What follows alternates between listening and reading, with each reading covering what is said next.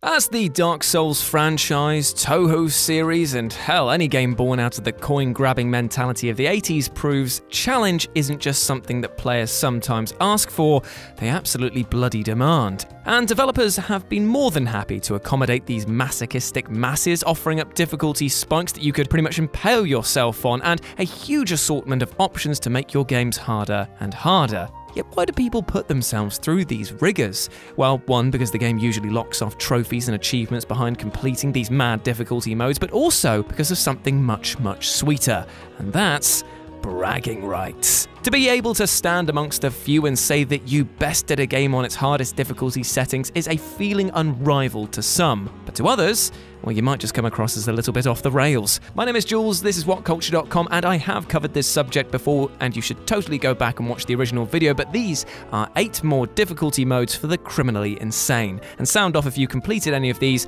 and I will tip my beanie to you. Number 8, Left 4 Dead 2 Expert Realism Mode.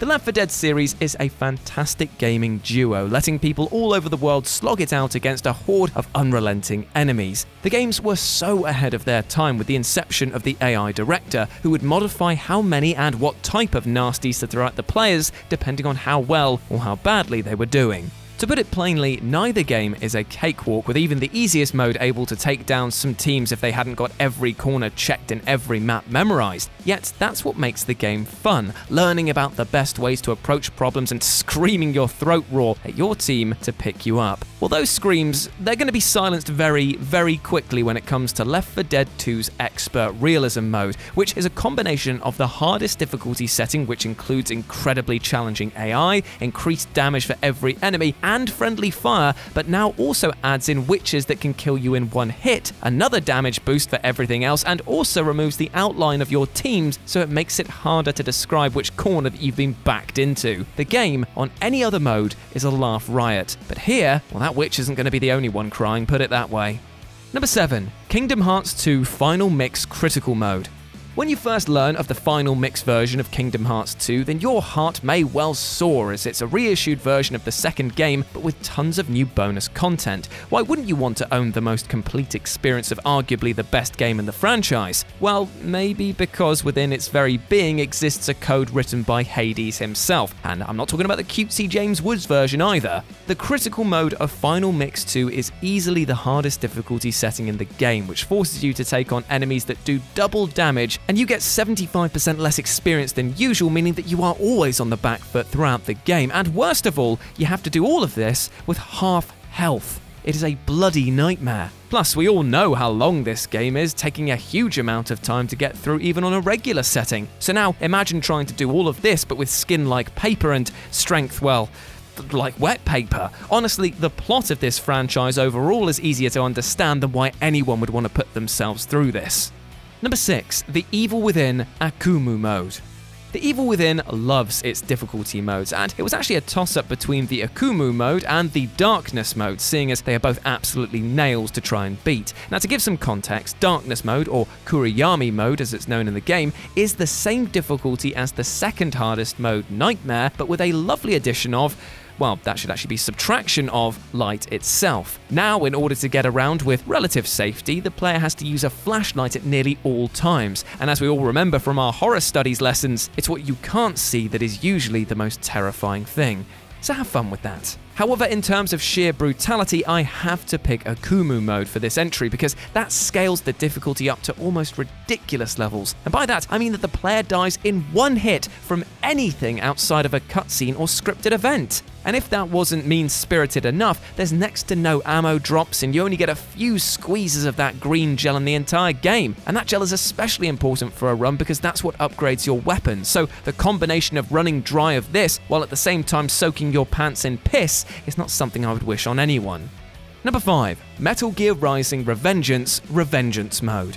It's pretty safe to say that the majority of the public were blown away when MGS Rising Revengeance hit the shelves back in 2013, seeing as it was a complete inversion of the Metal Gear traditions of sneaking and stealthing. Here, it was all cyborgs and slashing instead, and thanks to the genius, off-the-wall approach that Platinum Games always take with their titles, it ended up being an absolute joy to play. Assuming you were running the game on normal difficulty, that is. For if you go through the game to unlock Revengeance difficulty mode, or just sneakily pop the Konami code in for a bit of a laugh, and decided to give it a whirl, then Jesus, you're going to be cut up quicker than a watermelon. For a start, the enemy placement has completely changed, and now they do a whopping amount of damage that can pretty much one-shot you. And when you consider how many foes are stabbing, shooting, or trying to stomp you at any given time, that is utterly intense. Now add in the joy of doing next to no damage back to them, and you have got a rough time ahead. But what makes this mode stand out though is that there is a way to do tons of damage to enemies, but only if you can perfectly parry them. Doing this will see the tables turn and you deliver out enough damage to take down even some bosses in one hit. But before you think of clipping on your metal jaw and giving it a go, just remember how hard it can be to nail those parries with just one enemy at a time. And now multiply that by 50. Yeah, good luck. Number 4, Outlast 2, Insane Mode. Well, with a name like that, how could I not include this on the list? For those of you unfamiliar with the Outlast series, you basically play the idiot who should have known better in both games, because they both find themselves dragged into the pits of depravity and bodily mutilation and still want to try and capture the events on camera. The second game upped the ante when it came to set pieces designed to make your heart give out, but many felt that it relied on shock value too much and therefore lost a bit of personality of the original. Whatever your thoughts on it though, one thing that we can all agree on is that you need to be locked up if you ever thought about completing the game on insanity mode. This not only has the usual tropes of enemies killing you in one hit, which is always fun in first person when distances can be hard to judge, but also now enemies move even quicker towards you, and if you happen to succumb to one of the many limbs that are trying to grab your ghoulies, you will have to start the whole game again. That's right, no checkpoints, no saves, just utter pain. At least you get a trophy for doing it, but only if you do it without reloading the camera battery. Oh, get in the bin! Number 3, Serious Sam Mental Mode.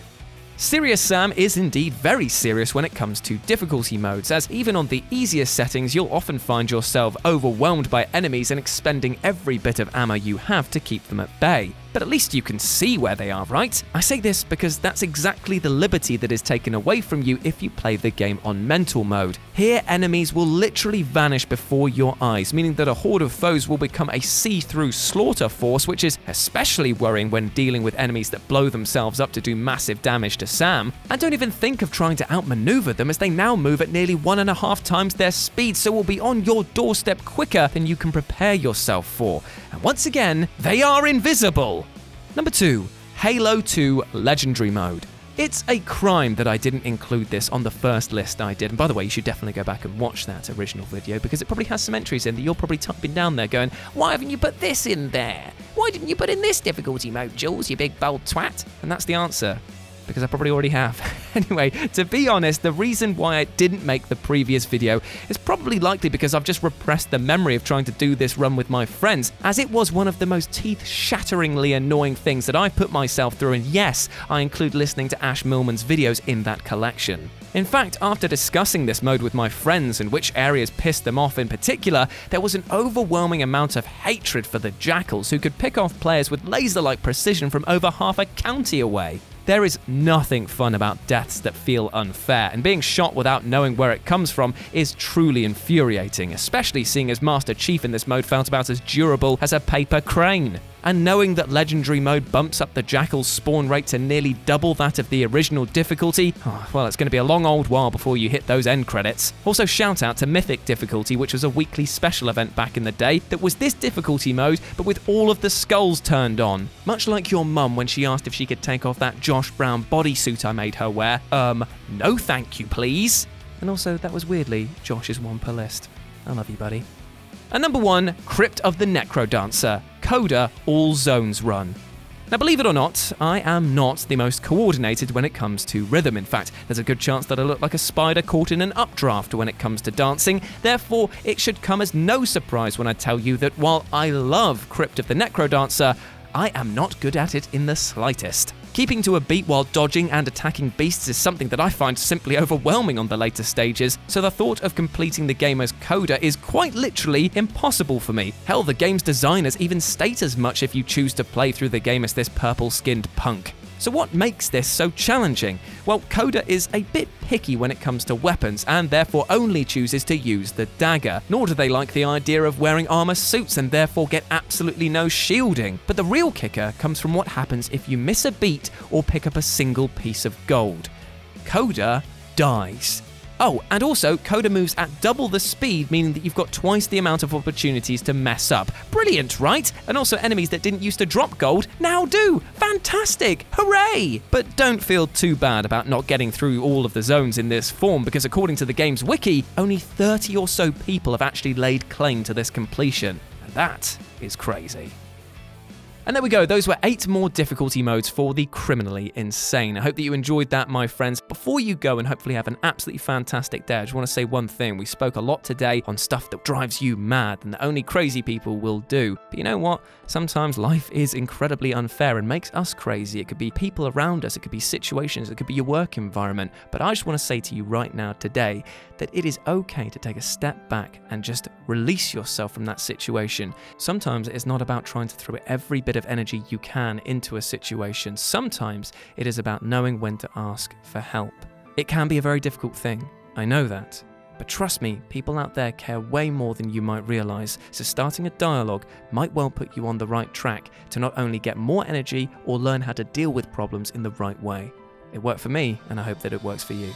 As always, I've been Jules. You can go follow me at RetroJ with a 0 over on Twitter. But if you want to check out something else as well, I've actually got a board game channel that I'm launching at the moment with the blessing of WhatCulture. Don't you worry, I'm not going anywhere. It's called Live and Let's Dice, all one word. Please come and check it out. It would mean the world to me. And always remember, you have been awesome. Never forget that, and I'll speak to you soon.